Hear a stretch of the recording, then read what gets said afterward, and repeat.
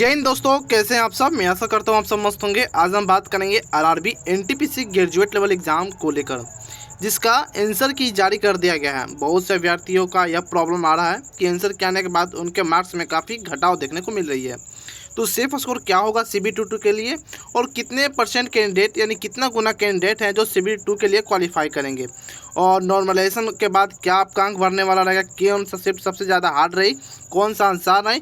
हालांकि सभी का आंसर की में कुछ न कुछ घटाव देखने को मिली है। तो कट ऑफ कितना जाने वाली है इसके बारे में बात करेंगे। टोटल डाउट आपको इस वीडियो में क्लियर करने वाले हैं, तो वीडियो को शुरू से अंत तक जरूर देखिएगा, स्टेप बाय स्टेप समझने की कोशिश कीजिएगा। अगर चैनल पर पहले विजिट किया हो तो चैनल को आप सब्सक्राइब कर सकते हो, बेल आइकन दबा सकते हो। और आरआरबी एनटीपीसी से जुड़ी कोई भी जानकारी आएगी, रिजल्ट के रिगार्डिंग, CB2 एग्जाम के रिगार्डिंग, कुछ भी अगर आएगी नोटिस, तो सबसे पहले आपको इसी चैनल पर देखने को मिलेगी। बात करेंगे आंसर की के नोटिस को लेकर, तो आपका 6 अप्रैल को आंसर की जारी कर दिया गया था। अगर बात किया जाए ऑब्जेक्शन लगाने का, लास्ट डेट आपका 12 तारीख रखा गया है, और एक क्वेश्चन पर आपको 50 रुपये फी भी रखा गया है। अगर आप एक क्वेश्चन पर ऑब्जेक्शन लगाते हो तो 50 रुपये फी आपको लगने वाला है। मैं अगर सजेशन दूं तो आप अगर कोई भी प्रॉब्लम हो, कोई भी डाउट हो किसी भी क्वेश्चन में, तो आप उस पर डाउट 110% लगाइए। आपको अभी 150 रुपया मायने नहीं रखना है, लेकिन हाँ, अगर आपको किसी भी क्वेश्चन में डाउट है, अगर आपको लग रहा है कि मेरा क्वेश्चन सही है और विभाग ने मेरा क्वेश्चन गलत किया, तो आप ज़रूर डाउट ऑब्जेक्शन लगाइए, ताकि आपका फ़ायदा मिल सके और आपके साथ साथ अन्य बच्चों का भी फ़ायदा मिलने वाला है। तो आप ऑब्जेक्शन जरूर लगाइएगा। अब बात करते हैं टोटल पोस्ट को लेकर। इसमें टोटल वैकेंसी 5810 वैकेंसी थी। टोटल हर एक पोस्ट पर कितनी वैकेंसी थी उसके बारे में बात करेंगे। फॉर्म अप्लाई की बात किया जाए तो 26 लाख इसमें टोटल फॉर्म भरे गए हैं।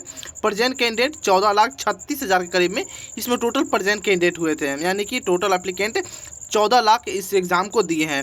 एग्ज़ाम डेट बात किया जाए तो आपका 9 दिन आपका एग्ज़ाम चला था, जिसमें 16, 17, 18, 19, 22, 23, 24, 25 और 27 मार्च को आपका एग्ज़ाम था। 16 से 27 मार्च तक आपका एग्ज़ाम कंडक्ट कराया गया था आरआरबी एनटीपीसी ग्रेजुएट लेवल का।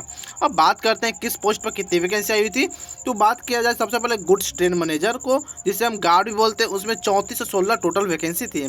जूनियर अकाउंट असिस्टेंट कम टाइपिस्ट में बात किया जाए जिसमें 921 वैकेंसी थी। सीनियर क्लर्क कम टाइपिस्ट पोस्ट पर 638 वैकेंसी, और स्टेशन मास्टर जिसे हम शॉर्ट फॉर्म में SM बोलते हैं, उसमें 615 वैकेंसी। चीफ क्लर्क कम टिकट सुपरवाइजर की बात किया जाए तो इसमें 161 वैकेंसी, और टोटल ट्रैफिक असिस्टेंट में 59 वैकेंसी थी। यानी कि टोटल वैकेंसी ऑफ नंबर की बात किया जाए तो 5810 पोस्टों पर आपका भर्ती निकाली गई थी। आई होप यहाँ तक आपका सारा डाउट क्लियर हो चुका होगा। फिर भी कोई डाउट बचे तो कमेंट सेक्शन के माध्यम से आप हमसे पूछ सकते हो।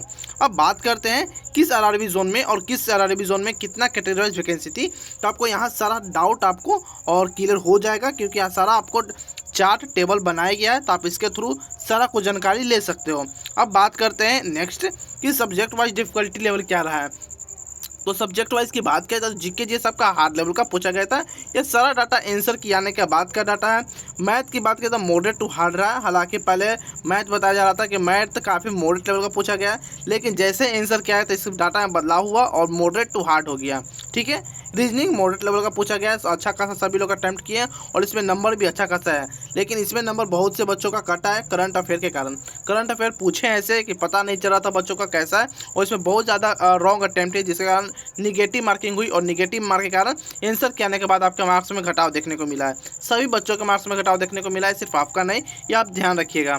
अब बात करेंगे मिनिमम क्या पासिंग होना चाहिए। तो 40% आपका होना चाहिए। अगर आप UR या EWS से हो तो कम से कम 40% अंक आपको लाना अनिवार्य हो जाता है। अगर इससे अगर आप कम अंक लाते हो तो आप डिस्क्वालीफाई रहोगे, आप आगे के लिए यानी कि CB2 एग्जाम के लिए पात्र नहीं कहलाओगे। वही बात किया जाए OBC, SC और ST कैटेगरी वालों के लिए, तो 30% कम से कम आपका नंबर होना चाहिए। अगर 30% का नंबर नहीं है, यानी कि 100 नंबर का अगर आपका पेपर है, तो कम से कम 30 अंक आपको आना चाहिए। अगर 30 अंक से कम अचीव करते हो तो आप CB2 के लिए पात्र नहीं कहलाओगे। अब आगे बात किया जाए CB21 एग्जाम पैटर्न को लेकर, ये उनके लिए इंपॉर्टेंट हो जाती है जो पहला बार एग्जाम दिए, उनके लिए इंपॉर्टेंट हो जाती है। अगर आपने पहले जान रखा है तो आप स्किप कर सकते हो इसको। जनरल अवेयरनेस की बात करें 40 क्वेश्चन 40 नंबर का, मैथमेटिक्स 30 क्वेश्चन 30 नंबर का पूछा गया था, और रीजनिंग 30 क्वेश्चन 30 नंबर का पूछा गया था। टोटल नंबर ऑफ क्वेश्चन की बात किया जाए तो 100 आपका क्वेश्चन थे, टोटल 100 मार्क्स के। आई होप यहाँ तक सारा डाउट क्लियर हो चुका होगा। इसमें निगेटिव मार्किंग भी है। प्लस बात किया जाए टाइम को लेकर तो आपको 90 मिनट 1.5 घंटा टोटल समय दिया गया था। वहीं बात करेंगे CBT 2 एग्जाम पैटर्न को लेकर, जिसके लिए आपको तैयारी अभी से कर देना है। इसके लिए अच्छा बुक आपको इस वीडियो के डिस्क्रिप्शन बॉक्स में आपको प्रोडक्ट में टैग कर दिया गया है, वहां से आप खरीद सकते हो। काफ़ी बढ़िया बुक और कम दाम में समर सेल चल रहा है, तो सभी बुक पर 20 से 30% का फ्लैट डिस्काउंट देखने को मिलेगा, तो आपको वहां से आप बुक खरीद सकते हैं। अब बात करते हैं जनरल अवेयरनेस के 50 क्वेश्चन पूछे जाएंगे 50 नंबर का CBT 2 में। मैथ भी आपका 35 क्वेश्चन 35 नंबर का, और रीजनिंग 35 क्वेश्चन 35 नंबर का। इसमें टोटल 120 नंबर होंगे, 120 क्वेश्चन होंगे और 120 नंबर का होंगे। इसमें भी 1/3 का निगेटिव मार्किंग होगा, और टाइम सेम टू सेम वही रहेगी जो पहले आपका CBT 1 में एग्जाम में रहा है, यानी कि 90 मिनट में। बस यहाँ क्वेश्चन का लेवल बढ़ गया, 20 क्वेश्चन एक्स्ट्रा हो गए। अब बात किया जाए नेक्स्ट, यानी कि शिफ्ट एनालिसिस को लेकर कौन सी शिफ्ट आपको हार्ड रही है। ये जो भी आपको शिफ्ट है सारा कुछ आपको हार्ड शिफ्ट है, जैसे कि 17 तारीख का सेकेंड, 16 का सेकेंड, 18 का सेकेंड, 17 का फर्स्ट, 17 का थर्ड, 19 का थर्ड, 24 का फर्स्ट एंड 27 का सेकेंड शिफ्ट का हार्ड शिफ्ट रहा है। अब बात करते हैं कुछ मॉडल शिफ्ट को लेकर, तो मॉडल शिफ्ट में कौन कौन सी शिफ्ट रही है। 22 का सेकेंड, 24 का सेकेंड, 16 का फर्स्ट, 27 का फर्स्ट, 19 का सेकेंड, 18 का थर्ड, 22 का थर्ड एंड 18 का फर्स्ट शिफ्ट आपका मॉडरेट शिफ्ट रहा है। हम ये भी आपको बताएंगे कि किस शिफ्ट में कितना नंबर बढ़ने वाले हैं, नॉर्मलाइजेशन के नाम पर प्लस बोनस क्या किस शिफ्ट में देखने को मिलेगा, इसके बारे में हम आपको चर्चा करेंगे। अब बात करते हैं कुछ ईजी शिफ्ट है। तीसरी शिफ्ट में ये जो 3 शिफ्ट आपको आगे से दिख रहे हैं, 19, 27 और 15, 25, या आपको इजी टू मॉडरेट शिफ्ट में, यानी कि इसमें कुछ अंक बढ़ने की चांस आपको पता चलेंगे। बात किया जाए अगर 16 का थर्ड, 25 का फर्स्ट, 25 का सेकेंड और 22 का फर्स्ट, 24 का थर्ड, यह शिफ्ट आपको जो रही है काफ़ी इजी शिफ्ट देखने को मिली है। यह मेरा कहना नहीं है, ये आपका कहना है, और आपके जो आंसर के आने के बाद जो रैंक मित्रा, रैंक गुरुजी या अदर आप कोई भी प्लेटफॉर्म पर आप चेक करें, वहाँ का डाटा लिया गया है। तो आप ये समझने की कोशिश कीजिएगा। आपको अगर लग रहा होगा कि मेरा शिफ्ट हार्ड था और आप इजी बता रहे हो, तो ऐसा कुछ नहीं है। आंसर के आने के बाद आपको मैं पहले बोला था कि डाटा में कुछ ना कुछ बदलाव होते हैं, और बदलाव हुआ भी है। मेरे अकॉर्डिंग कुछ और था, लेकिन जब से आंसर किया है उसके बाद आपका डाटा जो आपका डाटा मिला गया, लगाओ 3 से 4 लाख बच्चों का डाटा, उसके साथ यही आपको इजी शिफ्ट बन रहा है, और ये आपको इजी टू मॉडरेट शिफ्ट बन रहा है। हम बात करेंगे कि अगर कौन सा शिफ्ट में कितना नंबर बढ़ने वाला है, तो आप ध्यान सुनिएगा। अगर आपने हार्ड शिफ्ट में एग्जाम दिया है, जैसे कि अगर आप इस सभी शिफ्ट में एग्जाम दिया है, इसमें लगभग 1 से लेकर 15 नंबर तक बढ़ने की चांस है, 1 से लेकर 15 नंबर तक बढ़ने की चांस है। और बात किया जाए अगर आप मॉडरेट शिफ्ट में एग्जाम दिए हो, तो 1 से लेकर 10 नंबर तक बढ़ने की चांस है, और इजी शिफ्ट या इजी टू मॉडरेट शिफ्ट में 1 से 4 नंबर तक बढ़ने की चांस है। बात किया जाए कि अगर आप इजी शिफ्ट में सिर्फ है, इसमें आपको नंबर नहीं बनेंगे, बल्कि 1-2 नंबर और काट भी लिए जा सकते हैं। तो ये अलग अलग जोन की नंबर बढ़ाने का और नंबर काटने का अलग अलग क्राइटेरिया हो सकता है। जैसे कि किसी जोन में 1 से 10 नंबर के बीच में क्या 10 नंबर भी मॉडरेट में बढ़ा सकता है, 2 नंबर भी मॉडरेट बढ़ा सकता है। तो अलग अलग जोन का अलग अलग क्राइटेरिया होती है नंबर बढ़ाने का। अब बात करते हैं फ्लिपकार्ट मिंत्रा पर काफ़ी सेल लगा हुआ है। अगर कोई फैशन का सामान खरीदते हो, जैसे क्लॉथ वगैरह कुछ भी, तो आपको 80% का डिस्काउंट मिलता है। अगर आप बुक खरीदते हो तो 20% का वहाँ डिस्काउंट देखने को मिलेगा। तो आपका सारा लिंक डिस्क्रिप्शन बॉक्स में मिल जाएगा, वहाँ से आप परचेज कर सकते हो। मेरे दिए गए लिंक से आप 80% का फ्लैट डिस्काउंट पाओगे। अगर आप उसके बाद आपको कूपन मिलेगा, जिसमें 20% का आप कैशबैक भी पा सकते हो ऑर्डर करने के बाद। तो ऑफर लगा हुआ है, आप वहाँ से परचेज कर सकते हो। बात किया जाए क्या क्या मिलेगा, तो आपको beauty shop, beauty cream, jewellery और ग्रोसरी का आइटम भी मिल सकता है। Kids wear, means wear, shoes, चप्पल, सारा कुछ आपको देखने को मिल सकता है। और गर्ल्स के लिए भी काफ़ी अच्छा आपको फैशन देखने को मिल जाएगा, और छोटे बच्चे का भी देखने को मिल जाएगा, साड़ी वगैरह भी देखने को मिल जाएगा। अब बात करते हैं आपका एक्सपेक्टेड कट ऑफ क्या रहने वाला रहेगा।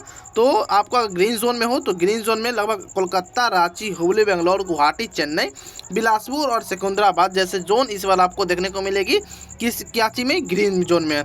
हम बात करेंगे रो मार्क्स को लेकर। रो मार्क्स मतलब आपको जो आंसर किससे एक्यूरेट आपका है काट पीट कर, वही के बात करने वाले हैं। तो अगर यूआर से 60 से 62 नंबर आपका बन रहा है तो आप ठीक हो। ओबीसी 56 से 58, ईडब्ल्यूएस 53 से 55, एससी 50 से 52, एसटी 48 से 50 करीब में अगर आपका नंबर बन रहा है तो आप सेफ हो। अब बात किया जाए कि रो मार्क्स क्या होता है, रो मार्क्स किसे कहते हैं। जो आपका आंसर क्या है उससे आप मिलाइएगा आपका कितना क्वेश्चन सही हुआ और कितना गलत हुआ है, तो ऑन निगेटिव कर आप वहाँ से काट पीट कर बता दीजिएगा कि आपका कितना नंबर बन रहा है।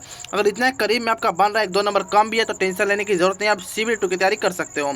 अब बात करते हैं रेड जोन कौन कौन सी है। तो रेड जोन में आपको निम्नलिखित जोन मिल जाएगी।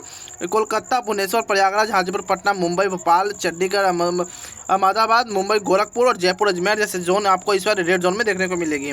अगर यहाँ से आपने फॉर्म भरा है तो यूआर से आपको 66 से 70, ओबीसी 63 से 65, ईडब्ल्यू 60 से 62, एससी 55 से 58 और एसटी 50 से 52 से 55 के करीब में आपका नंबर बन रहा है, तो आप सेफ हो।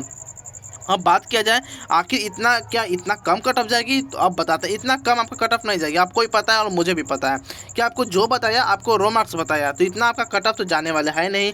तो कैसे कट ऑफ बढ़ेगी, तो अगर अब मैं आपका 70 बता रहा हूँ कि आपका रो मार्क्स 70 होना चाहिए, इसमें आप एवरेज 8 से 10 नंबर तक नॉर्मलाइजेशन लेकर चल सकते हैं। सभी बच्चों के 15 बढ़ सकते हैं, किसी का 5 बढ़ सकते हैं, किसी का 4 बढ़ सकते हैं, तो एवरेज 8 मानकर चलते हैं। अगर आपके सेट में कुछ बोनस तक मिल जाए, जैसे कि कोई प्रश्न गलती हो गई उस पर आप बोनस अंक मिल जाए, कोई प्रश्न डिलीट हो गई उसके नाम पर बोनस अंक 2-3 नंबर मिल सकते हैं, या दो ही नंबर, तो टोटल 10 नंबर हो गए। तो 70 और 10 80 के करीब में आपका कट ऑफ जाने वाली रहेगी यूआर के लिए।